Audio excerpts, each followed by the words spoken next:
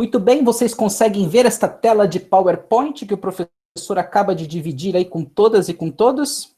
Alguém pode me dar um oi? Obrigado, professora Bárbara. Sim. Agradeço. Então, lembrando que a partir de agora, então, o professor não consegue ver mais nenhuma câmera, nem nada, porque o Google Meet não permite exatamente infelizmente, esta ferramenta, como outros programas que são utilizados para webconferência. Muito bem, pessoal, a gente vem então numa construção. Observem que na primeira semana falamos então de marketing, e aí então retratamos o momento que a gente vive exatamente na atualidade, denominada então a era do marketing de relacionamento. Depois, então, na última aula, nós, através do material que vocês tiveram a oportunidade de assistir da minha aula gravada, e não obstante do livro, dividido lá,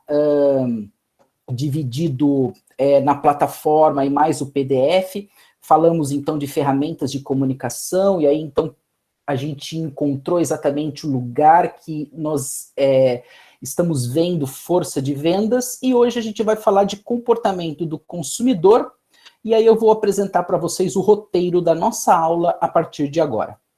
Então, muito bem, deixa o professor aqui pegar uma canetinha. Eu sempre gosto de pegar uma canetinha para que, de fato, eu possa ir interagindo com esse material. Então, observem minhas alunas, observem meus alunos, que num primeiro momento a gente vai verificar, então, a linha do tempo para os estudos do comportamento do consumidor. Então, eu quero retratar com vocês exatamente o momento que a gente começa a falar de comportamento do consumidor. Depois nós vamos identificar o modelo de decisão de compra, isso aqui que interessa bastante para você, vendedora, para você, vendedor, para você enxergar exatamente como é que funciona o modelo de compra dos consumidores. Aí nós vamos dar nome aos bois, aquilo que a gente compra no dia a dia, a forma que a gente interage com os produtos, seja em tempo, seja em pesquisa, a gente tem um tipo de compra, então é isso que nós vamos exatamente verificar, os tipos de compra, ou seja, aquelas do dia a dia até aquelas que de fato a gente precisa, que nós iremos precisar dar mais tempo e dar mais atenção.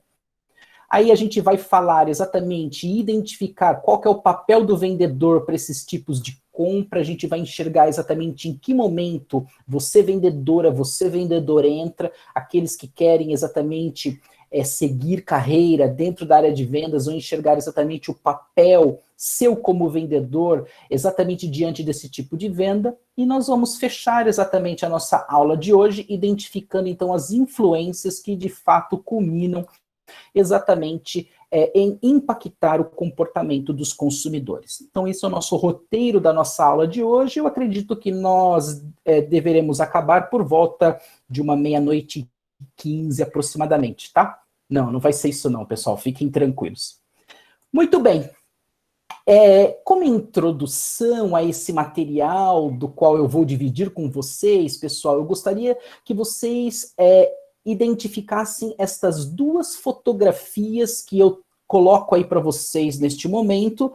São duas jovens de 25 anos e de uma forma bem simplória, bem simples, eu quero dizer para vocês o seguinte: cada uma delas tem necessidades e desejos muito específicos, cada uma delas tem hábitos muito distintos, cada uma delas é pertencente a um grupo social, cada uma delas tem uma percepção, obviamente, diferente, e é exatamente isso que nós vamos abordar no estudo do comportamento dos consumidores.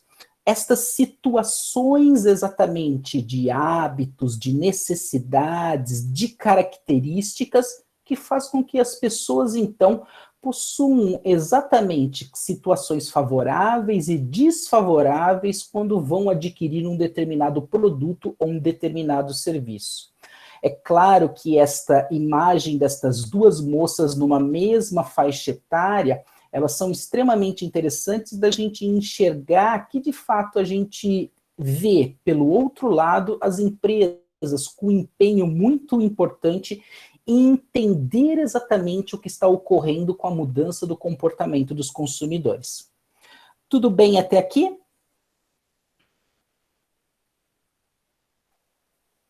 Ok. Ok, estamos lhe ouvindo bem, a imagem está boa. Então tá bom, obrigado, professora Bárbara. Então, gente, naquele primeiro momento que eu apresentei para vocês, eu estava falando, então, que a gente ia traçar uma linha do tempo para que nós pudéssemos exatamente enxergar este momento do comportamento dos consumidores. Tudo, de fato, começa aqui, como vocês estão vendo, por John Howard, e aí isso é muito concomitante com os estudos do próprio marketing, então isso se dá exatamente aproximadamente nos anos de 1950. Então, John Howard é um dos primeiros teóricos que, de fato, trazem exatamente conceitos relacionados exatamente ao comportamento do consumidor, e a década de 50, como vocês acompanham aqui, pessoal, ela é extremamente emblemática, porque é exatamente neste instante que John Howard e outros estudiosos começam exatamente a se aprofundar em algumas teorias e, é claro, entender exatamente esses impulsos do cliente no momento da compra. Então, eles começam a identificar que as pessoas são diferentes, que os seres são diferentes e cada um tem características, impulsos, necessidades que, de fato, levam a comportamentos distintos no momento da compra. E é exatamente esse, pessoal, o grande desafio deste tema na atualidade. Então, acompanhe com o professor aqui, neste primeiro bloco em que eu estou colocando aqui este círculo. O grande desafio é exatamente compreender estes fatores que interferem o comportamento e que permite exatamente avaliar as necessidades humanas e individuais. Então, o estudo do comportamento do consumidor, ele vai explicar exatamente o porquê, os motivos pelos quais ocorre esta decisão de compra. Caminhando um pouco mais, vou mudar agora o slide para que a gente entenda um pouco desta linha do tempo que eu estou traçando aqui para vocês. A gente chega mais ou menos nos anos de 1960, 1970, e aí a gente tem aqui um outro teórico que é Francisco Nicosia, e aí o Francisco Nicosia, ele traz para uma vertente muito interessante, pessoal, que é da mensagem publicitária. Ou seja, como que, de fato, aquela campanha publicitária, que pode ser pela TV, que pode ser pelo rádio, que podia ser pelo bonde, que podia ser, obviamente, pelo cartaz, faz com que motive as pessoas a saírem exatamente da sua zona de conforto e que ela possa ser levada exatamente a comprar. Então, este estudioso, ele mostra exatamente esses fatores que estão envolvidos exatamente desde o momento da assimilação daquela mensagem até, obviamente, a compra do produto. Então, a gente consegue enxergar aqui uma contribuição muito interessante da publicidade para o comportamento do consumidor. Então, a publicidade, ela de fato move a economia. E aí, então, pessoal, o ano de 1960, ele também é bastante emblemático, porque tanto aquele teórico que eu acabei de falar para vocês, o John Howard, e o Jadish Steff, eles publicam um livro que é muito utilizado até hoje, que é a Teoria do Comportamento de Compra, que é esse que eu acabei de assinalar aqui para vocês. Chegando, obviamente, aos anos 80, o que a gente começa a ver nesta linha do tempo que eu estou dividindo aqui com vocês? A gente começa a enxergar que outras áreas também começam a se apropriar dos estudos do comportamento do consumidor. E uma das áreas que de fato começa a se interessar veementemente por isso é a psicologia.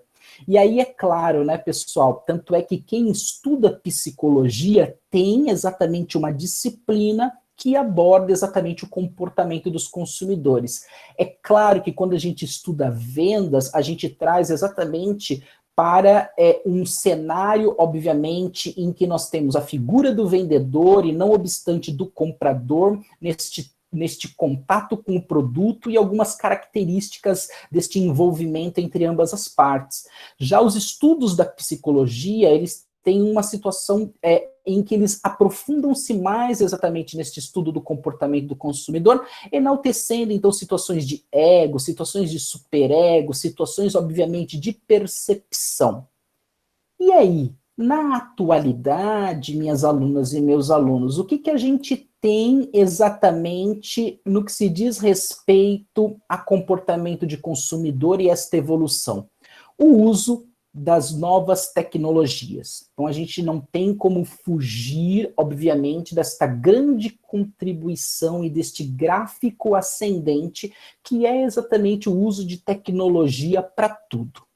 E aí, exatamente dentro disso, de enxergar o que, que a tecnologia está fazendo, está propiciando, seja para melhorar, seja efetivamente para contribuir para que de fato a gente tenha uma melhora considerável no estudo do comportamento do consumidor, observem com o professor a figura que eu irei colocar aqui na tela neste momento. Esta é uma figura que eu retirei, pessoal, da revista Exame. A revista Exame é uma publicação da editora Abril, acredito que grande parte de todos vocês conheçam, né? E que ela fala exatamente do mundo dos negócios. Então, observem aí, esta é uma foto, minhas alunas, essa é uma foto, meus alunos, tirada exatamente no metrô, numa cidade chinesa. Então, o que acontece? Enquanto a moça ela está aguardando o trem, aguardando o metrô, ela está aproveitando para fazer compras de itens de necessidades básicas e outros itens também para o seu dia a dia. E como que ela está realizando esta compra? Utilizando o celular. Este celular, então, lê um QR Code. Este QR Code, então, alimenta uma lista, uma cesta de supermercado. Ela faz, então, o pagamento via o seu celular e aí tem o produto exatamente entregue em casa. Então, olha que bárbaro, né? Será que tão logo nós teremos algo assim disponível para a gente? Seja aí na avenida principal da cidade que você mora, ou mesmo perto, obviamente, de uma praça, a gente vai ter um totem como esse, de um grande supermercadista, em que, de fato, a gente vai poder fazer compra utilizando exatamente de um QR Code, sem ter que se deslocar até a loja. Essa é uma situação muito interessante, até para um cenário como esse de pandemia, na verdade, do qual a gente está vivendo na atualidade, né? Mas vale dizer algo, pessoal, e que é exatamente a introdução do que eu falei para vocês. O estudo do comportamento do consumidor é exatamente enxergar estes hábitos distintos entre as pessoas, né? E nós, então, temos hábitos extremamente distintos de outras pessoas no mundo como um todo. A região sul tem um hábito diferente da região sudeste, e da região sudeste tem um hábito diferente da região nordeste, e assim vai. Dentro da nossa própria nação, nós temos características bem singulares no que tange exatamente a compra, né? Então, imagine quando nós trazemos isso para um cenário global de análise, de enxergar exatamente o que ocorre no mundo como um todo, né? Então, esta foto ela é bem emblemática para que, de fato, a gente possa entender exatamente este momento que eu estou falando para vocês, nessa linha do tempo, que é exatamente o uso da tecnologia para dar suporte aos estudos de comportamento do consumidor. Tudo bem até aqui, professora Bárbara? Temos alguma questão dos nobres alunos aí presentes nesta aula de hoje?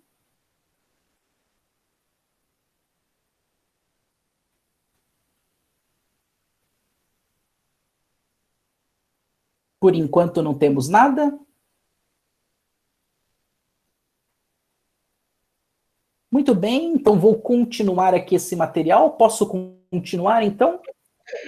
Tem uma pergunta sim, professor. Tem do VS Brasil. Ah, muito bem. Professor, esse sistema de fazer pagamento não vai também acabar com a profissão de operador de caixa? É excelente colocação, professor, e a colega VCS, sem sombra de dúvidas, né?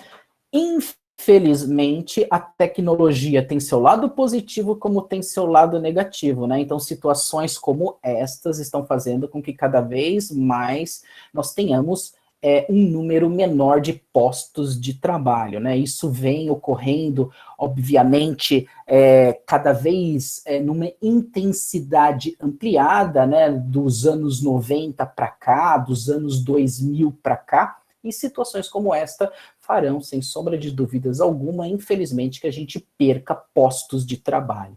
Obrigado, professor. Mais alguma pergunta? O Rafael Soares Costa vai mudar os processos de pagamentos. E o Nelson Neto, mas esse sistema de delivery já existe em algumas capitais. Pelo que eu vi em São Paulo, já dá para fazer isso pelo celular, no caso de compras. Sim, já dá para fazer já. Por exemplo, alô? Alô? Aqui na cidade de São Paulo, por exemplo, você tem alguns empórios em que você não tem nem contato com o vinho, por exemplo. Você vai exatamente adquirindo estas garrafas através de uma leitura de QR Code. Nós temos também um supermercado aqui, numa das regiões mais ricas da cidade de São Paulo, em que você vai colocando os itens dentro do carrinho, e aí então aquele carrinho já vai somando para você o valor. Você chega no caixa e você só faz o pagamento, porque o carrinho já calculou exatamente quanto que você paga. Na Avenida Paulista, nós temos uma tecnologia muito interessante aqui, trazida das grandes farmácias dos Estados Unidos, como o Walgreens e a CVS, que você coloca os itens dentro de uma sacola, e aí aquela sacola, ela já sabe exatamente qual que é o valor que deve ser cobrado do cliente. Então isso é uma situação muito comum nos Estados Unidos e que também está fazendo parte aqui do cenário de São Paulo. Muito bem, pessoal, vou dar continuidade aqui a esse material, é muito gostoso, é muito interessante a gente entender esta evolução do comportamento de compra dos consumidores. E a partir de agora, então, eu vou dar entrada exatamente no processo de decisão de compra. Então, eu quero que você, minha aluna, que você, meu aluno, enxergue exatamente como é que funciona quando a gente faz compra. Eu quero que você identifique quais são as fases percorridas neste processo. Então, observe a partir de agora que o desenho é mais ou menos isso aí que eu apresento para vocês, pessoal. Então, deixa eu trocar aqui a minha canetinha, vou pegar uma outra cor a partir de agora, vou pegar aqui um vermelho. A fase número 1 é esta que vocês veem aqui, denominada reconhecimento da necessidade. A fase número 2 é essa, chamada busca de informações. A fase número 3 é essa, denominada avaliação das alternativas. A fase número 4 é essa, denominada decisão de compra, e fecha exatamente com esta fase, denominada avaliação pós-compra. E nesta última fase, que eu quero ter uma atenção muito especial com você, vendedor e vendedor, porque é exatamente aqui que você tem um papel importantíssimo para que, de fato, não ocorra um desgaste a empresa que você trabalha e, não obstante, também aquele que compra o produto da sua empresa. Então, pessoal, basicamente, quando a gente faz uma compra de autoenvolvimento, a gente vai trilhar exatamente estas 5 fases. O que eu quero dizer que o que é uma compra de autoinvestimento? É aquela compra que de fato, envolvimento, perdão, é aquela compra que de fato a gente vai ter muito tempo envolvido, dinheiro envolvido e pesquisa envolvida. Então, dentro destas 3 características que eu acabei de mencionar aqui para vocês, a gente acaba percorrendo todas essas etapas do processo de compra. E observem que o tempo todo, quando a gente faz compra, nós somos influenciados por situações sociais, psicossociais, ou seja, tudo aquilo que diz respeito ao contato com as pessoas. Nós somos também influenciados exatamente por situações de marketing, e aqui entra exatamente aquilo que nós estudamos dos 4 Ps. Então, aquele conjunto de ferramentas que faz acontecer o marketing, que operacionaliza o marketing, ele cria uma influência muito grande para estas fases que são percorridas. E nós temos também as influências situacionais, que são aquelas influências de momento, ou seja, de situação. A loja tem ar-condicionado? Não tem ar-condicionado? O sol está batendo na vitrine, não está batendo na vitrine, o sol está batendo na calçada, não está batendo na calçada. Então, estas são as influências situacionais que podem impactar este modelo do processo de compra.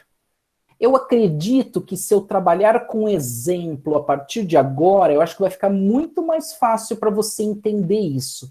Então, eu vou trabalhar com um exemplo de uma compra de alto envolvimento e que, de fato, a gente consegue enxergar exatamente como é que funciona este processo como um todo.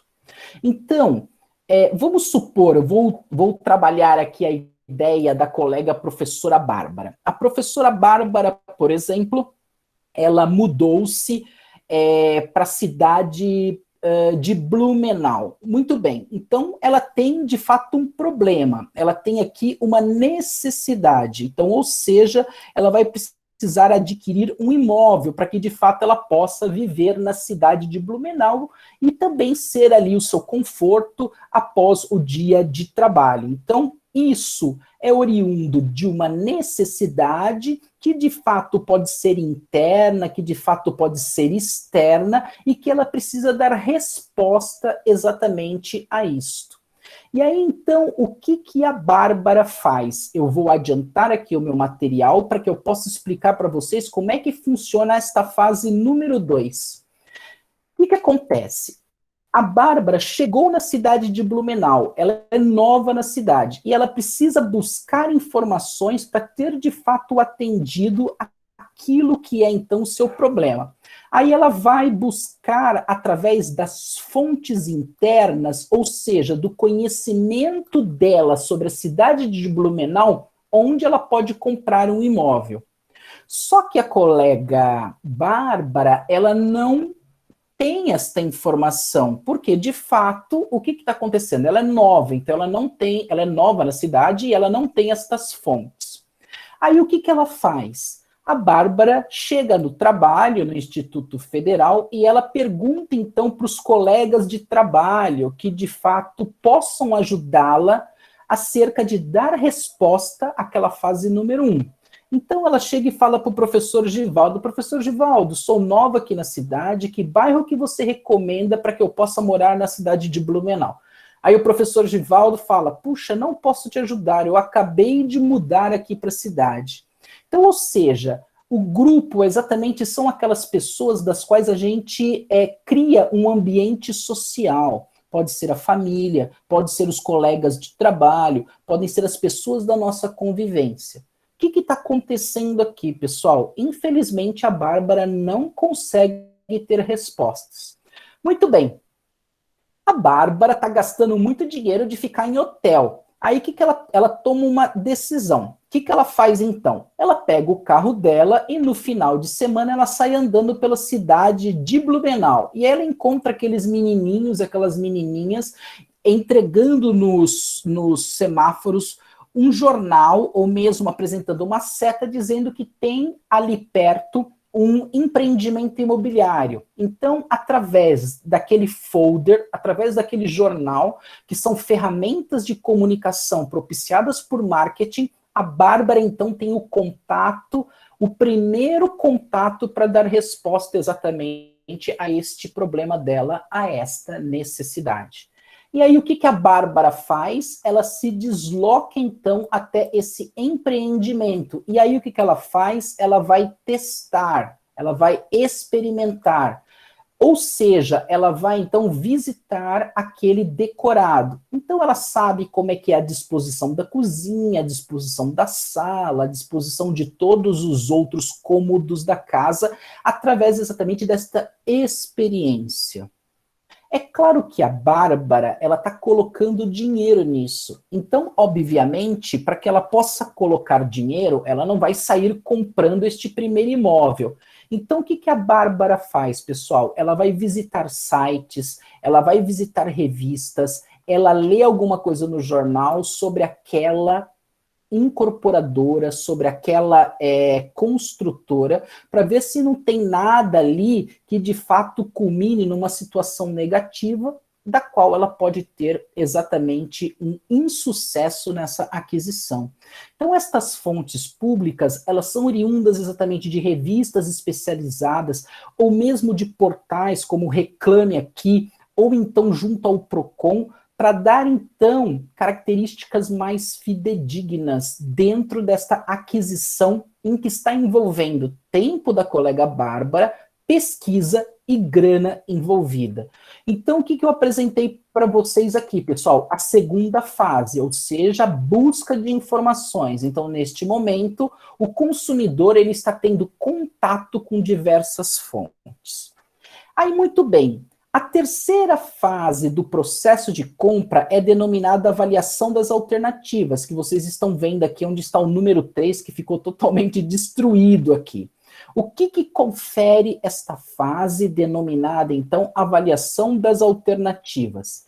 Esse é um momento muito importante, pessoal, porque vai levar o consumidor à sua atitude, que vai exatamente permitir se ele vai fechar ou não negócio.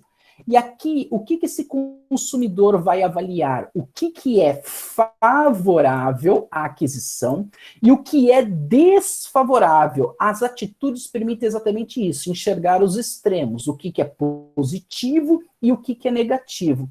Então, é claro que como nós estamos falando de uma compra de alto envolvimento, a Bárbara não vai fechar exatamente essa compra do primeiro empreendimento imobiliário do qual ela visitou. Então, ela está ainda buscando informações naquela fase número 2. E aqui, nesta avaliação das alternativas, o que ela vai colocar no papel? Preço, quais os benefícios, como é que foi o atendimento daquele vendedor e daquela vendedora. Aqui, pessoal, observe que começa a entrar a sua figura como vendedor e vendedora. Veja que aqui a sua persuasão, as suas técnicas de vendas, o seu contato e o seu relacionamento são extremamente importantes para que leve exatamente o comprador a fechar negócio e que estas atitudes, então, levem a um lado favorável e positivo. Então, a Bárbara, ela está colocando aqui no papel tudo aquilo que vale a pena para ela fechar negócio. Então, vamos colocar aqui uma situação hipotética, porque quando a gente fala de avaliação das alternativas, numa compra deste alto envolvimento, a gente está colocando aí o contato com no mínimo 2 fornecedores. Então, ou seja, a nossa colega Bárbara, a professora, visitou então 2 empreendimentos. E aí o que ela vai exatamente identificar? Um tem piscina, o outro não tem piscina. Será que piscina é importante para ela? Um tem uma vaga de garagem, outro tem 2 vagas de garagem. Opa, o que é importante? Qual que é o valor do condomínio? Qual que é o valor do IPTU? Então, o que eu quero que vocês observem? Que estão sendo avaliadas todas as possibilidades, todas as alternativas que levarão exatamente ao fechamento do negócio. Então, aqui é uma fase muito importante de envolvimento muito grande, em especial com o vendedor, para que ele encoraje exatamente o consumidor para que ele adquira aquele determinado bem. Muito bem, então estamos evoluindo, obviamente, neste material que eu estou disponibilizando aqui para você, minha aluna, estou disponibilizando aqui para você, meu aluno, e chegamos, então, ao momento denominado decisão de compra. E aí que, então, que o consumidor vai fechar ou não o negócio. Então, nesse momento, pessoal, observe que o consumidor irá se deparar com estas situações que eu estou apresentando aí para vocês. Após esse consumidor avaliar todas as alternativas, ou seja, de tudo aquilo que eu falei para vocês há pouco, do que é favorável e do que é desfavorável, ele vai, então, optar por fechar negócio. Então, aquilo está, de fato, dando resposta à fase número 1, que é exatamente responder ao problema ou à necessidade. O consumidor, ele opta por não comprar, ou seja, algo nesta avaliação das alternativas ainda não está encorajando, seja pelo preço, seja pelo atendimento do vendedor, seja pelo contato que a professora Bárbara Bárbara teve com as pessoas e que, infelizmente, não está permitindo evoluir. E aí, o que acontece? A Bárbara, ela opta em comprar no futuro. E aí, o que ocorre? A Bárbara volta à segunda fase. E aí, ela decide por uma opção de comprar no momento futuro, porque todas aquelas alternativas apresentadas até então não estão dando respostas exatamente àquela fase número 1. Muito bem, pessoal. O que é importante e que eu quero frisar com vocês disto que eu estou falando aqui? Observe que nós estamos tendo uma compra de alto envolvimento. Então, ou seja, o consumidor ele está passando por todas estas fases, como vocês estão vendo aqui.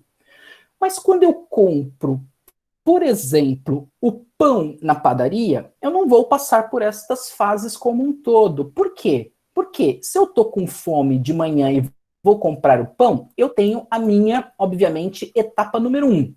Na busca de informações, eu não vou precisar passar, obviamente, por todas aquelas fontes que eu alimentei aqui para vocês. Eu vou direto à fonte interna, porque eu sei onde é a padaria, eu sei qual que é aquela padaria ou panificadora que de fato eu tenho, obviamente, contato.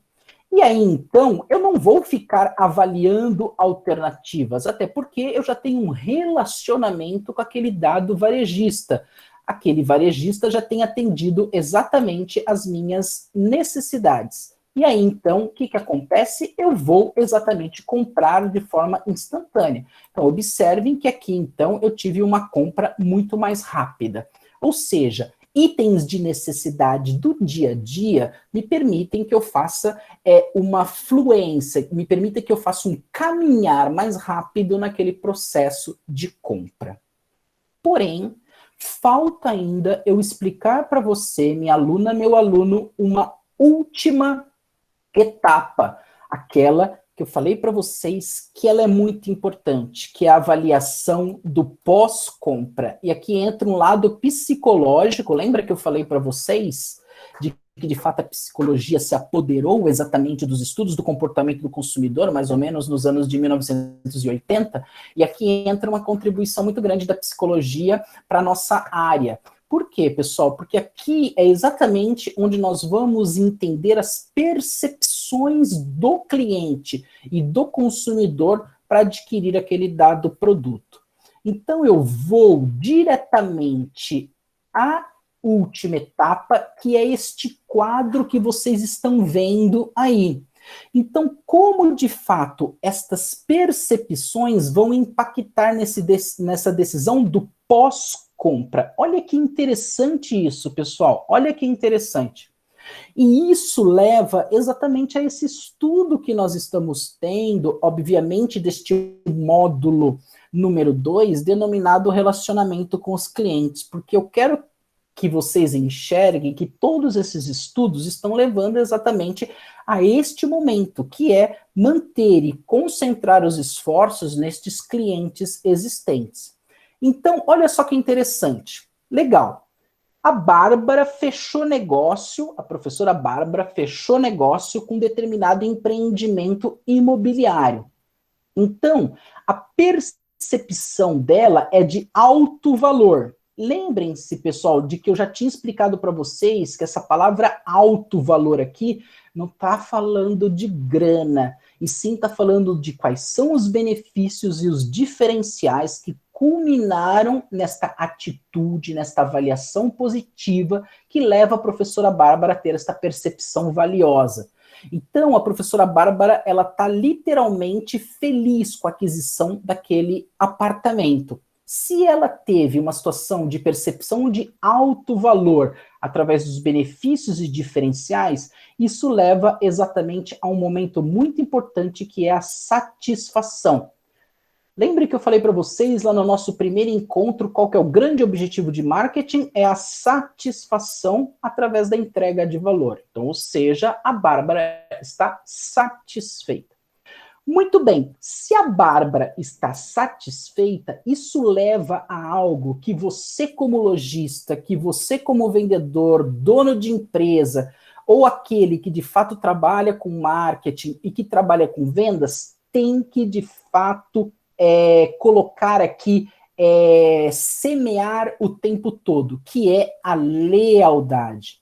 Então, olha só, a Bárbara, ela decide adquirir um outro imóvel, porque aquele já está ficando pequeno para ela. O que ela vai fazer, pessoal?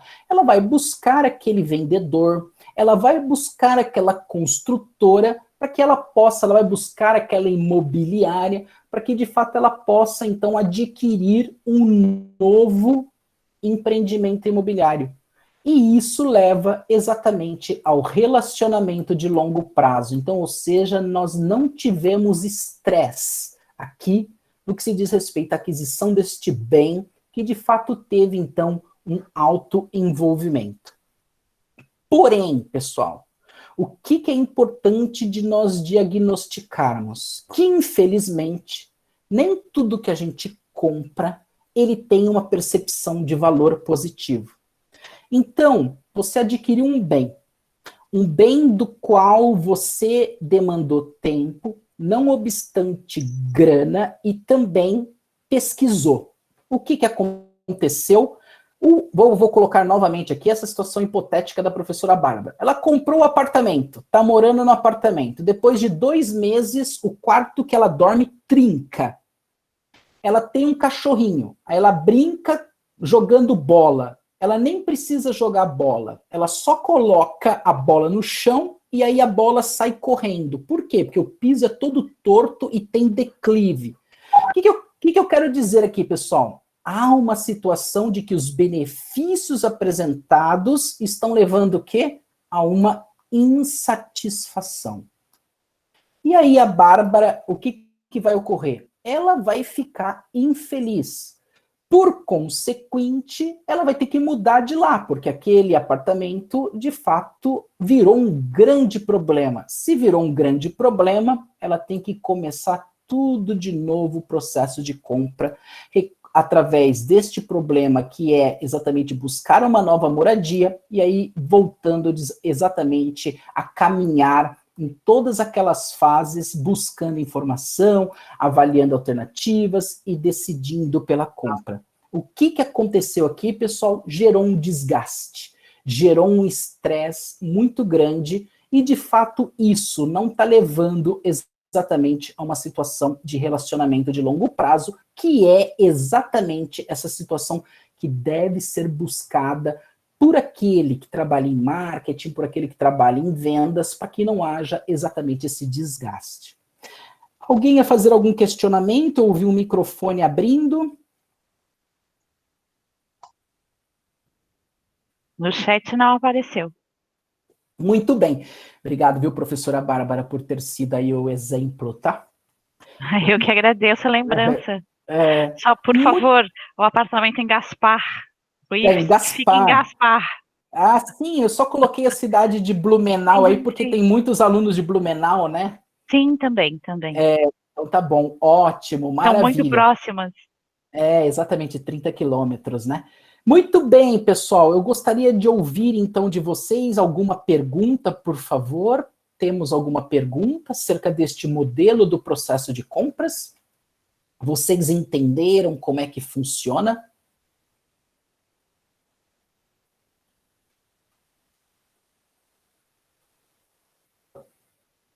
Tudo tranquilo aqui no chat, professor. Então tá bom, Nenhuma questão. Obrigado, professora. Muito bem, pessoal. Então chegamos a um novo momento aqui da nossa aula em que nós vamos então categorizar, dar nome aos bois de tudo aquilo que a gente compra. Então a gente vai classificar os nossos tipos de compra a partir de agora. Então, observe o que nós vamos trabalhar agora. O que comprar e se comprar tem uma importância grande para nós como consumidores. Então, isso, de fato, nos dá resposta exatamente a algo que eu já tinha falado para vocês. Se o que comprar e se comprar vai demandar todas aquelas características e que levam um grau de importância, a gente vai passar por todas as fases. Se não, a gente não vai passar. Por isso que eu cruzei aqui. Por quê? Porque, de fato, vai ser um processo mais rápido na nossa tomada de decisão como consumidor. Então, observe que é o seguinte, pessoal, este autoenvolvimento que eu falei para vocês torna a compra mais formal e demorada, baseada exatamente nestas situações que eu apresento aqui. A compra, ela é importante, o preço é alto, o produto tem características complexas ou características novas, e a gente vai ter muitas opções de compra dos quais será necessário uma avaliação maior. Então, quanto mais nós temos estas 4 situações aqui elencadas, mais de fato esse processo tenderá a ser formal, tenderá a ser demorado e, por consequente, nós vamos passar então por aquelas 5 fases das quais eu expliquei anteriormente. E isso vai ter um nome específico para esse tipo de compra, que é o que eu vou apresentar na sequência.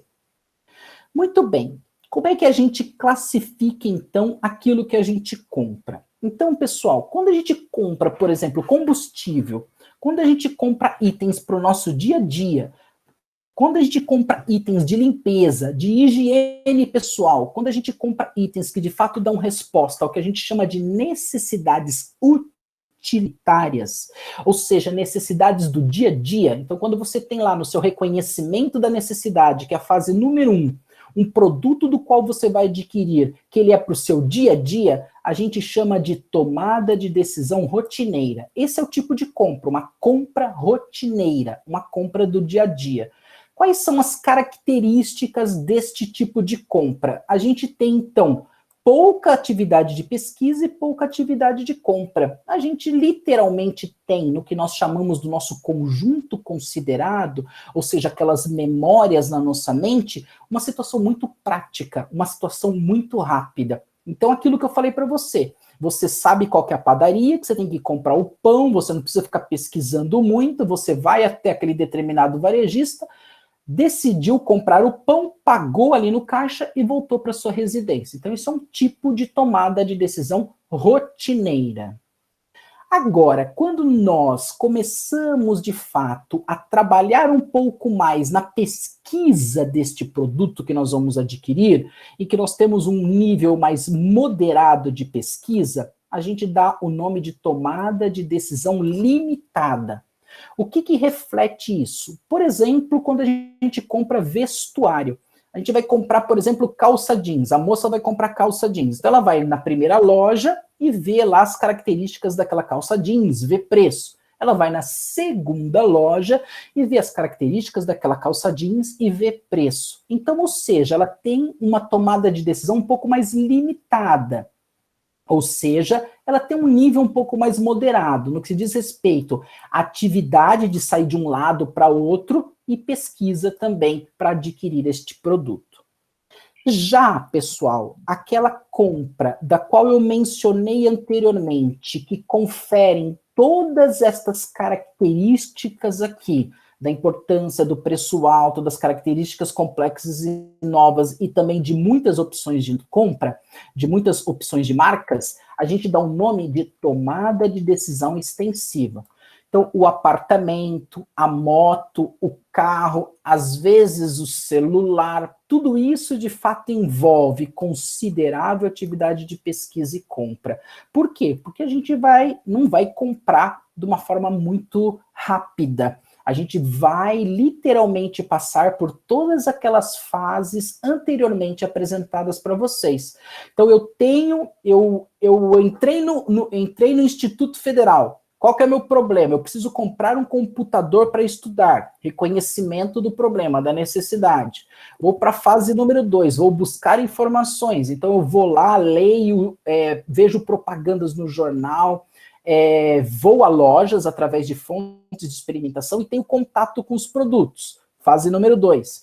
Vou para a fase número 3. Então eu vou naquela loja ver várias marcas e aí essas marcas eu vou ver quais são as características daqueles computadores.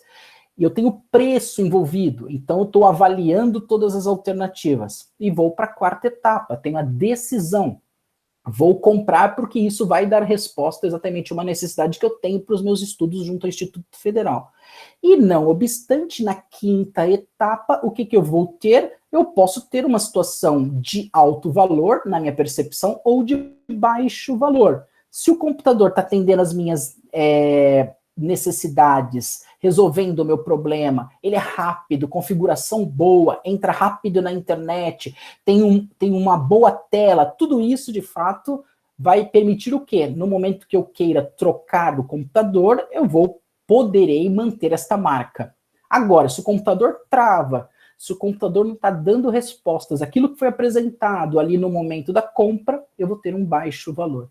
Então, observe que na tomada de decisão extensiva é onde exatamente eu passo obrigatoriamente por todas aquelas fases das quais eu apresentei anteriormente. Professor? Oi, pois não, Bárbara? Podemos entrar com uma pergunta? Podemos, do Nelson sim. Neto? Podemos. Pode falar, Nelson. Nelson, da Bárbara, né? Você quer abrir o microfone e fazer a pergunta? Ou eu posso ler? Olá, boa noite. Boa noite, Nelson. É uma dúvida, sobre a questão do valor determinante que você me falou. Tipo assim, as pessoas elas podem se arrepender mesmo com a compra alta. Ter a decisão, fazer toda a pesquisa e mesmo assim se arrepender ou não se arrepender, no caso, dessa forma. Não sei se ficou muito claro. Ficou claro, sim, Nelson. Excelente colocação. A gente fala isso em compra de dissonância cognitiva, né? O que acontece? Você pode ter passado por tudo isso aqui, de fato você investiu grana, de fato você dedicou tempo, de fato você viu que tem características do produto que precisaram ser estudadas, o consumidor teve contato com várias marcas, porém, o que aconteceu? Ele tem um arrependimento. E esse arrependimento, ele vai exatamente culminar nesta parte de baixo aqui, Nelson. Ou seja, vai levar a uma situação de baixo valor. Eu não vou estar feliz com os benefícios trazidos e vai gerar o quê? A insatisfação, a infelicidade. E aí, então, é um desgaste, né? Porque às vezes o cliente vai entrar em contato com a loja dizendo que teve um arrependimento porque a máquina não é boa, porque de fato o produto não é legal, e o próprio consumidor vai ter que de fato recomeçar todo o processo para adquirir o produto. É muito comum esse arrependimento, em especial quando a gente lida, obviamente, com isso aqui que eu estou apresentando para vocês na tela neste momento, né? Infelizmente, alguma coisa ocorreu neste processo formal e demorado que levou a essa situação, então, de insatisfação pelo consumidor. Posso exemplificar, professor? Pode, claro. Algo que aconteceu comigo? Sim. Nelson, eu na minha ilusão, né, comprei uma bolsa de couro de marca, paguei uma fortuna para a tal da bolsa, imaginando o quê? Que eu ia ter uma bolsa, como nós dizemos aqui do Vale, a vida toda. Né? E em 2 anos ela estragou como as outras bolsas que não são de marcas, né? E que era uma bolsa de couro, que na verdade não era para ter tido esse problema. E eu estive na loja e meu problema não foi resolvido, porque já faziam 2 anos que eu tinha comprado. Então, a partir daquele momento, eu, enquanto consumidora, decidi que eu nunca mais vou comprar uma bolsa de couro de marca, que é bobagem, porque elas estragam igualzinho as outras. Né? Essa é a visão que eu tenho. Talvez outras pessoas não concordem comigo. Talvez eu tive azar no produto que eu comprei. Aí, se você me perguntar se eu vou comprar novamente uma bolsa daquela marca, não. Né? É essa decepção que o professor está falando. Exatamente. Então, de fato, o que que a gente tem? Todo esse cenário aqui apresentado dessa parte de baixo, né? A Bárbara, o que que ela viu nos benefícios? Por exemplo, um deles, qual que seria? Durabilidade. Não teve essa percepção, então é baixo o valor. Aí o que aconteceu? Ela está insatisfeita, que é o segundo quadrinho, e aí o que que acontece? A Bárbara não vai andar com essa bolsa toda feia, estragada, andando por aí. Então ela vai precisar comprar uma nova bolsa, ou seja, tem que começar tudo de novo o processo, né? E aí o que acontece? Aquele varejista perdeu exatamente uma cliente, perdeu o que se seria de leal e ter um relacionamento de longo prazo. Ok, pessoal? Mais alguém, pessoas? Mais alguma pergunta? Ok, obrigado, professor. Obrigado, Nelson. Obrigado, meu querido. Agradeço.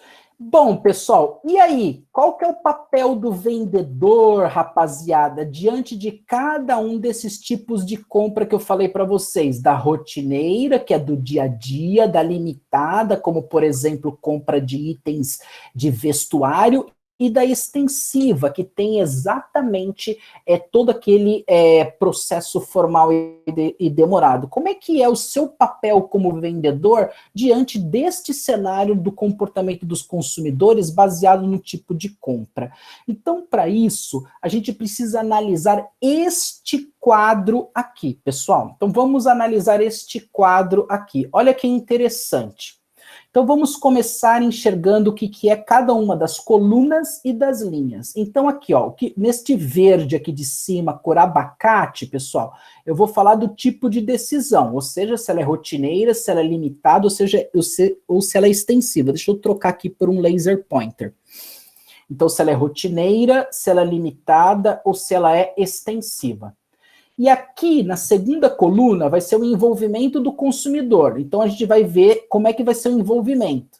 Depois, a gente vai falar na terceira coluna quais são as características do conjunto considerado. O que é o conjunto considerado? Aquilo que eu falei para vocês, são as memórias que nós temos das marcas. Ou seja, o nosso envolvimento com marcas, com lojas, com vendedores. Quais são as características de tudo isso? E aí, como é que a gente vai buscar estas informações? E depois, qual que é o tempo de investimento? Então, olha que interessante, pessoal. Quando a nossa compra ela é rotineira, a gente já falou que o nosso envolvimento como comprador vai ser baixo. Por que que ele é baixo? Porque a gente tem poucas opções de marca. Então, ou seja, aquela coisa lá, eu quero aquele cigarro, eu quero aquele pão, eu quero aquele combustível. E aí, a gente vai ter poucas opções de contato com vendedores também. Então, é muito coisa de autosserviço ou algo que é muito rápido. Você vai na padaria e você tem, então, um vendedor que, de fato, vai fazer um contato muito rápido contigo. Por quê? Porque você não tem muitas características para avaliar do seu produto. Então, o contato com o vendedor é pequeno. E aí, o que ocorre, pessoal? As fontes que você pesquisou lá naquela etapa número 2 são só suas internas, ou seja, suas experiências. Por isso, desse conjunto considerado ter poucas opções de marcas. Qual é o tempo seu de investimento? O mínimo possível. Então, mínimo. Você saiu de casa, foi comprar pão e voltou para casa. Já na segunda linha aqui, pessoal, acompanhe com o professor na tomada de decisão limitada. O que nós temos aqui? Já o seu envolvimento como consumidor, ele começa a ser mais moderado. Opa, então já tenho um up a mais aqui. O envolvimento meu começa a ser ampliado. Por que ele começa a ser ampliado? Porque eu tenho nas características desse conjunto considerado o quê? Mais marcas para ver, mais vendedores que falarão comigo, e mais características de produtos que serão avaliados. Então aqui, volto de novo àquele exemplo que eu falei. Eu vou comprar calça jeans, eu vou para o shopping. Então o que eu faço? Eu vou ver lá, eu tenho 3 lojas, marcas. Eu vou entrar em contato com estes vendedores das 3 lojas e vou avaliar, obviamente, as características destes produtos, como preço, como tecido, obviamente, e sua durabilidade. Então, começa a ter um envolvimento um pouco maior. Para que eu possa dar resposta a este momento de compra, o que eu tenho, pessoal? Eu vou entrar em contato com as minhas fontes internas, ou seja, eu tenho na minha mente uma determinada marca de calça jeans. E algumas externas também, ou seja, eu posso ter visto uma propaganda na televisão, eu posso ter ouvido uma propaganda no rádio, visto um pop-up na internet. Mesmo assim, o tempo de investimento, ele é pouco, não é aquela coisa gritante ainda. Agora, pessoal, olha que importante o papel do vendedor, que é o que eu estou salientando nestes tipos de decisão de compra. Tomada de decisão extensiva.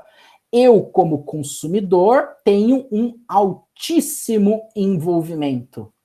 Eu, como consumidor, tendo altíssimo envolvimento, o que eu vou ter? Contato com muitas marcas, contato com muitos vendedores, contato com muitas características de produto avaliado. Daí a importância, pessoal, tanto no moderado quanto no alto, tanto na limitada quanto na extensiva, perdão, olha a importância do vendedor no que se diz respeito a saber exatamente o que ele está vendendo, quais são as características do produto, para que ele não perca a venda. A gente vai trabalhar treinamento como técnica de vendas depois, mas é importante, de fato, a gente estar por dentro exatamente disso, do vendedor, ele está treinado, do vendedor, ele saber o que ele está vendendo, do vendedor, nas suas técnicas de persuasão, saber enxergar, saber notar a real necessidade do cliente para que ele não perca essa venda. E aí, então, o que este consumidor que teve contato com muito vendedor, com muitas marcas e avaliando muitas das características, ele vai ter das suas fontes pesquisadas? Ele vai ter contato com algumas internas, que podem ser as próprias experiências, só que aqui, pessoal, se eu estou demandando pesquisa e mais envolvimento na compra, eu vou ter muito contato externo. Então, olha só que interessante. Isso é o que corrobora, o que confirma exatamente aquilo que eu falei para vocês aqui, ó. Tô voltando disso aqui, ó. Eu acabo passando por muitas destas fontes. Além das internas, eu vou ter que dividir com pessoas, eu vou ter que ler jornal, eu vou ter que ver propaganda, eu vou ter que fazer test drive, eu vou ter que depois ver revista, por exemplo, que enalteça isso. Então, observe o seguinte, voltando aqui, ó. A pessoa que está comprando um carro, né, ela vai ter contato com vários vendedores de várias concessionárias. E aí, ele pode ter uma marca da qual ele goste, mas ele pode ter também, além dessas algumas internas, ele quer exatamente expandir, ou seja, adquirir outras marcas. Então, ele vai ter contato com muitos outros vendedores através dessas muitas fontes aqui. Por qual razão? Do tempo dele envolvido. Então é isso que eu queria apresentar para vocês, pessoal, enaltecendo exatamente a ideia do envolvimento dos vendedores, em especial com essa característica dos 3 tipos de tomada de decisão dos consumidores. Muito bem, estamos chegando ao final, esta é a última lâmina. E aí eu quero apresentar para vocês o seguinte, pessoal, já faz 1 hora que eu estou falando aproximadamente. Quando a gente fala de influência sobre o comportamento do consumidor, recordem-se que eu tinha mencionado para vocês que nós vamos nos deparar exatamente com todas essas influências aqui, sejam elas sociais, psicossociais, as influências oriundas das pessoas, que são as influências sociais. Então, olha que interessante. Cultura. A gente come arroz e feijão, por exemplo. E isso tem muito a ver o quê? Com a nossa cultura, ou seja, o que a gente aprendeu no nosso berço, o que é dividido junto à nossa sociedade. Então, o que a sociedade, o que a cultura da qual nós estamos inseridos, ela tem muito a impactar e influenciar a nossa decisão de compra. Porém, dentro da nossa cultura, nós temos grupos menores, grupos estes que têm hábitos distintos, grupos estes que têm hábitos diferentes da cultura como um todo. A isso a gente dá o nome de subcultura. Então, na nossa nação, por exemplo, a gente tem italianos, a gente tem os alemães, a gente tem gente que veio da Holanda, a gente tem gente que veio do Japão. Então, nós temos grupos de pessoas que têm hábitos distintos, mas que acabam impactando. Então, por exemplo, a gente não tem a febre de comer sushi, sashimi, ou seja, de rodízio de comida japonesa. Isso é oriundo de uma subcultura, ou seja, do grupo de japoneses que impacta nas nossas influências sociais. Classe social, pessoal. A nossa nação é dividida, né, em classe A, B, C, D e E, ou classe alta, classe média e classe baixa. Cada classe vai possuir um hábito distinto de consumo. A classe alta privilegia determinada característica. Vamos colocar, por exemplo, aqui qualidade. A classe média, ela tem aquele hábito de copiar as situações da classe alta. A classe baixa, ela é muito preocupada em pagar a longo prazo. Então, ou seja, cada classe tem uma influência muito peculiar. Grupos de referências são aquelas pessoas das quais a gente se relaciona e podem impactar consideravelmente nossa decisão de compra. Ou então, pessoal, o que a gente chama nos dias de hoje dos influenciadores digitais. Os influenciadores digitais, eles impactam tremendamente a nossa decisão de compra. Então, por quê? Porque você vê lá o que o Felipe Neto fala, você vê lá o que o Whindersson Nunes fala, você vê lá o que aquela menina da maquiagem, a Coelho, fala. Então, ou seja, esses são grupos de referência, as pessoas do teu trabalho. E também a família. Eu diria que a maior de todas as influências sociais que nós temos no comportamento do consumidor está aqui, ó, pessoal, na família. Então, a moça vai casar. Qual a possibilidade dela comprar, na primeira compra que ela faz ali com a pessoa que ela casa, o mesmo sabão em pó que a mãe usava? Quase 100%, pessoal. Por quê? Porque ela viu isso a vida toda, a mãe usando aquela determinada marca. Então, ou seja, a família tem um impacto muito grande como influência no comportamento de compra. Nas influências de marketing que vocês acompanham aqui, pessoal, eu queria destacar aqui no P de promoção as ações de merchandising no PDV, que é a comunicação dentro da loja. Por que hoje a gente tem um investimento muito grande em ações de comunicações dentro da loja? Porque 85% dos consumidores decidem o que vão comprar na hora que eles estão no PDV, ou seja, no ponto de venda. Não sou eu que estou falando esse número, é a Regina Blessa, que é uma professora da Pontífice Universidade Católica daqui de São Paulo, e ela é uma das maiores autoras dessa temática de merchandising no PDV e comportamento do consumidor. E aí, pessoal, se a gente tem a comunicação certa e o produto certo, isso vai dar resposta exatamente a isso, ó. Porque, de fato, grande parte de nós vamos decidir o que a gente vai comprar na hora que a gente está lá. E aí, então, a gente vai ter contato com o produto, a gente vai ter contato com o preço, visitando aquela determinada loja, né, que é o P de praça. E, para finalizar, as influências situacionais, pessoal. Ou seja, o ambiente físico que a gente vai, ele impacta também, com certeza. Olha só que interessante, pessoal.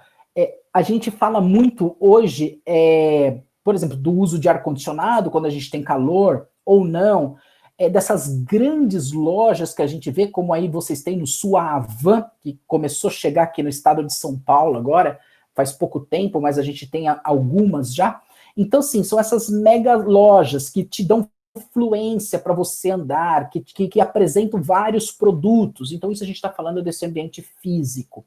O ambiente social, pessoal, ele pode impactar você numa situação momentânea e de situação com certeza absoluta. Você saiu para almoçar com alguém do teu escritório. E aí aquela pessoa, ela, sei lá, você saiu toda feliz. Você saiu todo feliz. E aquela pessoa não está num dia legal. Então isso pode impactar, obviamente, aquele teu almoço, pode impactar se você estava pensando em comprar alguma coisa naquele momento. O tempo que você tem, pessoal, isso hoje, cada vez mais o tempo, ele é menor, mais escasso. E aqui entra exatamente o advento da internet para dar resposta a isso. Então, tempo escasso, internet como resposta exatamente de influência situacional para provocar exatamente mudanças no comportamento de compra. As tarefas que você executa, pessoal, então isso de fato pode também ser uma influência situacional. Então, você não está tendo tempo para sair para almoçar. E aí, o que você faz? Junta a situação de tempo com a situação de tarefa. Você liga para o delivery e pede comida no teu escritório. Isso é uma influência situacional. E as condições momentâneas, né, pessoal? Tá chovendo, ou tá nevando, ou tá muito frio, ou tá muito calor, vai impactar também essas decisões de compra. Esse material, pessoal, está todo disponibilizado para vocês no livro que foi criado e, não obstante, no PDF que vocês podem baixar. Lá vai estar explicando detalhadamente, em especial, aquelas fases que nós percorremos para o processo de compra, em especial para essa compra que diz respeito a ser uma compra de alto envolvimento e explicando exatamente todas estas influências. Você vendedora, você vendedor, você que está buscando uma posição neste cenário de vendas, fique muito atento, pessoal. A mensagem que eu deixo para você é: identifique o comportamento de compra, esteja por dentro de qual é a necessidade do seu consumidor, veja o que está ocorrendo, esteja antenado exatamente quais são as influências que de fato poderão levar aquele comprador a fechar um negócio contigo. Beleza, gente? Então, estamos encerrando aí, gostaria de abrir então aí uns minutinhos para algumas perguntas, para que a gente possa, então, elucidar um pouquinho mais dessa temática. Espero que ela possa ter contribuído veementemente aí para o seu entendimento dentro desse cenário de consumidor e de vendas, pessoal. Vou fechar aqui a minha apresentação. Caso alguém tenha alguma pergunta, por favor. O Nelson Neto novamente. Nelson, você gostaria de falar? Oi, Nelson. Nessa parte de, professor, de influências dessa venda, tanto o lado emocional dos clientes, tanto o lado emocional dos promotores de venda, isso meio que interfere nessa questão de compra e venda, tipo, se a pessoa não está num dia muito legal, é um promotor de venda e não está num dia muito legal, como chegar e abordar o cliente ou tentar algo parecido com isso?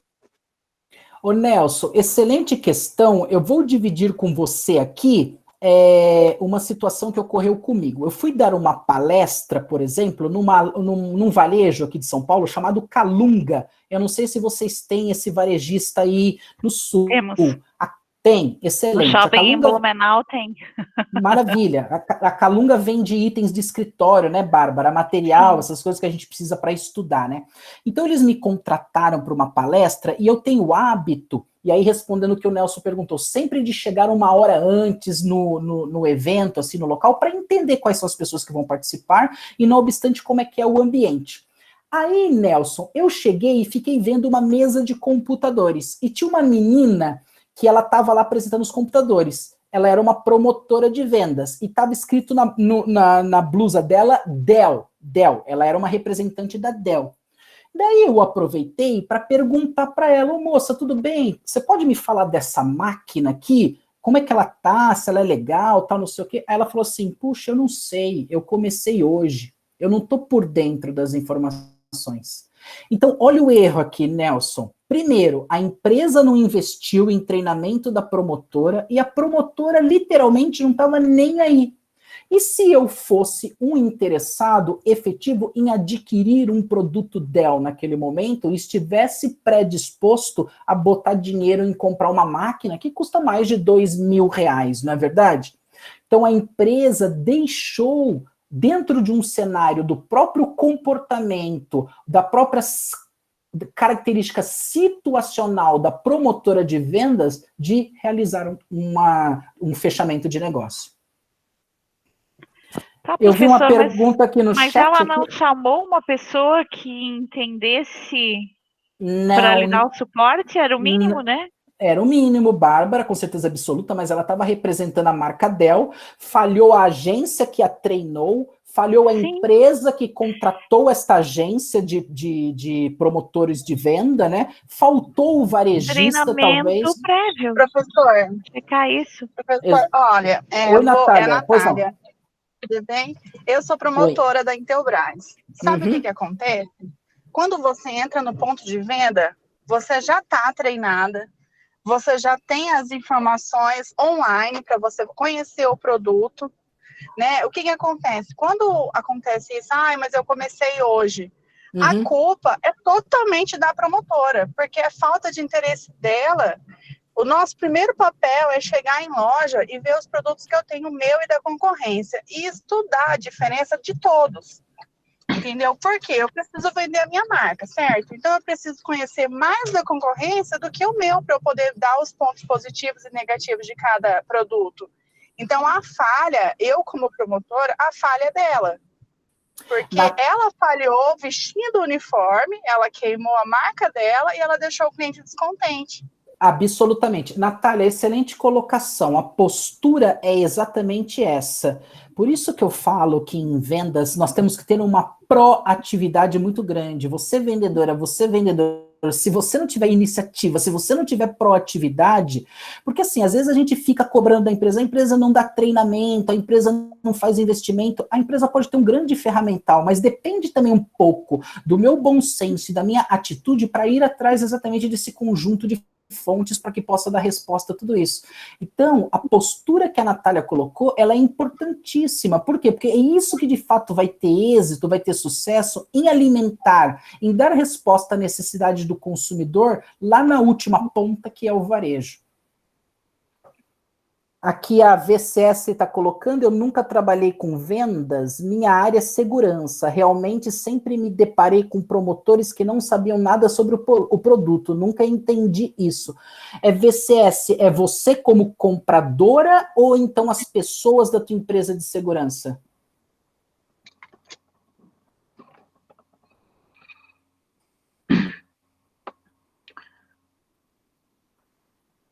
Não respondeu. Tudo bem. Respondeu. Ele falou agora, foi. Gilvan, o que você ia falar, querido? Pode falar. Posso dar uma colocação? A questão Por favor. consumidor, que tu falou, ele ser proativo, entender um pouco, tentar entender o consumidor no olhar, né? Isso. Há um tempo atrás, eu fui numa loja em Chapecó, uma rede de lojas, né? E estava no produto. Só que na minha frente tinha uma senhora e seu filho olhando uns produtos para comprar a perdição, né? Então, eles estavam olhando um certo produto. Eu que nunca fui vendedor, isso já faz muito tempo, né? Percebi que eles tinham condições financeiras para aquela mercadoria. O vendedor, quando foi atender ele, já chegou bem eufórico, pensando numa comissão maior, já desfez aquela marca e levou ele para uma outra marca muito mais cara, né? A conclusão, eles não compraram nada, eles pegaram, saíram, foram para uma outra loja, tá?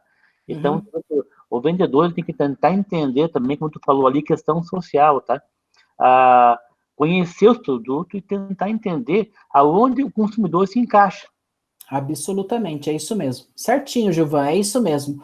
É por isso, pessoal, que assim, uma das grandes técnicas de vendas é exatamente fazer treinamento e envolver exatamente os vendedores, porque de fato esse é um caminho muito legal para que de fato trazendo palestrantes, trazendo diretoria de marketing, trazendo gente que possa contribuir, né, para que então este olhar que o Gilvan falou possa ser mais aguçado e, por consequente, o êxito em bater aquelas metas e aumentar a comissão do vendedor seja exatamente maior, né?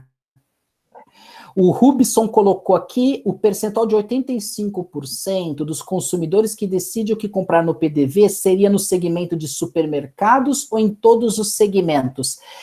Rubson, a Regina Blessa, ela escreve livros de merchandising no PDV de supermercados e em farmácia. Então, a base dela é da Popeye Brasil. A Popeye Brasil é um instituto que monitora as compras tanto em supermercado quanto em farmácia. Então, esses 85% estão dentro desses dois segmentos, tá? O professor Abaira aqui pediu para me dar uma colocação que eu botei aqui um exemplo antes, né? Eu evito de levar minha esposa para o mercado quando ela está com fome, tá? Ela compra muita coisa desnecessária, tá? Aí acaba vencendo em casa e vai fora. Então, eu vou no mercado, eu sei para cada um, eu faço as compras. Tá com fome? Quando eu chegar em casa, tu vai comer. Ô Gilvan, você sabe que você mencionou algo e que retoma exatamente a introdução aqui da minha fala, junto com aquelas duas mocinhas que eu coloquei lá, né, naquela figura. E se eu tivesse colocado uma menina e um menino de 25 anos, a gente vai entender características muito distintas de comportamento. Ou seja, gênero impacta muito nas influências sociais. Então, assim, a mulher, ela tem hábitos e o homem tem outros hábitos.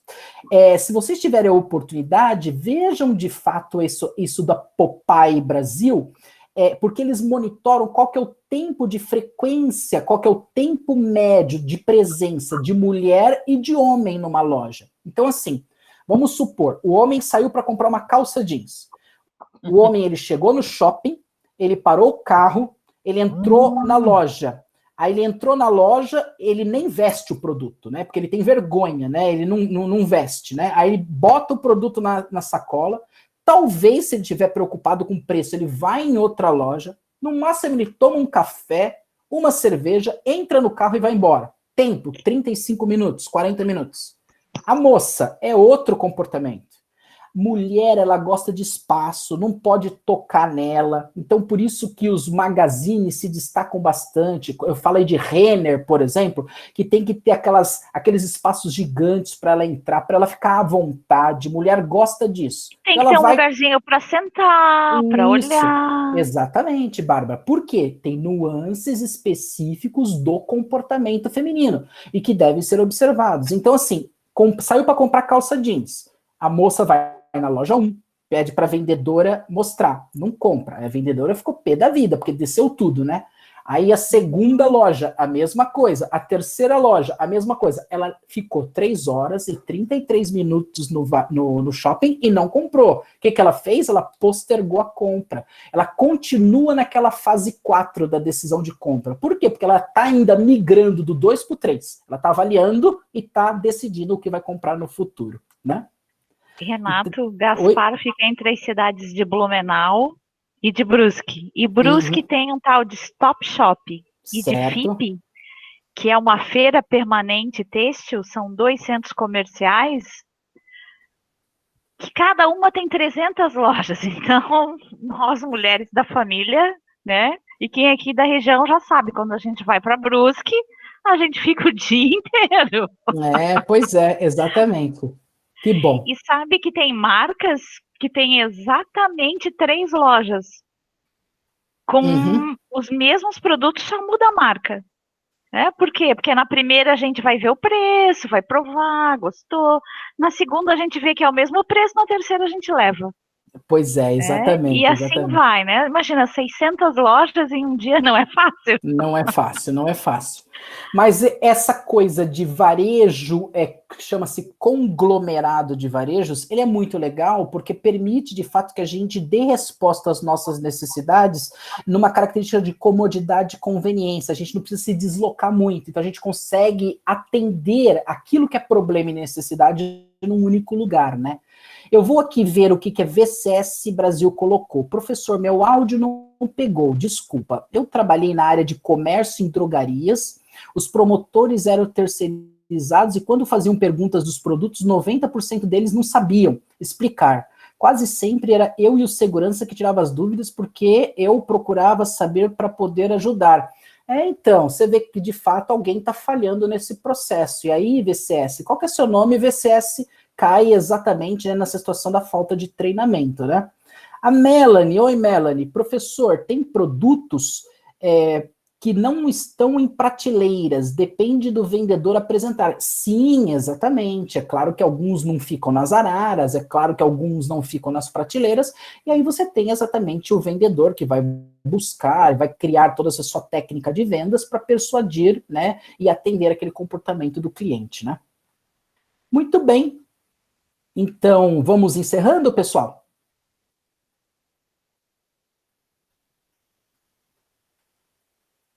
Melanie, obrigado. Ah, VCS é Walter Carvalho. Muito bem, Walter. Ótimo, excelente. Então, professor Givaldo, eu agradeço a oportunidade de ter dividido aqui com os alunos do curso que o senhor coordena mais essa aula. Muito obrigado, viu, professor? É uma grande alegria ter estado aqui nesta noite com todas e com todos. E, por favor, leiam o material. Nós temos aí um fórum avaliativo, você precisa ler o material para depois responder, tá, pessoal? Então é importante, se vocês tiverem a oportunidade, ouçam mais uma vez a gravação deste vídeo, porque é o que vai contribuir efetivamente para responder lá, tá bom? No estudo número 4 e número 5, nós não teremos webconferência. Vale salientar que no estudo número 4 é a prova de vocês, é uma prova de criatividade, então Opa, vocês terão... áudio falhando, professor. Oi, Bárbara. Seu áudio sumiu. Alô, estão me ouvindo? Agora sim. Tá, desculpa. Então, o que eu estava falando, pessoal, com relação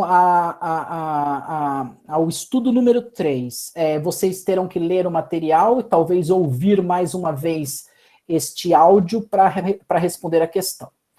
No estudo número 4, nós não teremos uma web aula, então vocês, por favor, assistam o material sobre marketing de relacionamento, como de fato classificar os relacionamentos, e aí depois vocês terão uma avaliação do qual demandará a criatividade de vocês. Alguns poderão usar o computador, outros poderão usar o celular. Se você não tiver muitas ferramentas, faça um desenho para exatamente explicar o que o professor está pedindo ali e que configura exatamente a avaliação deste módulo, tá?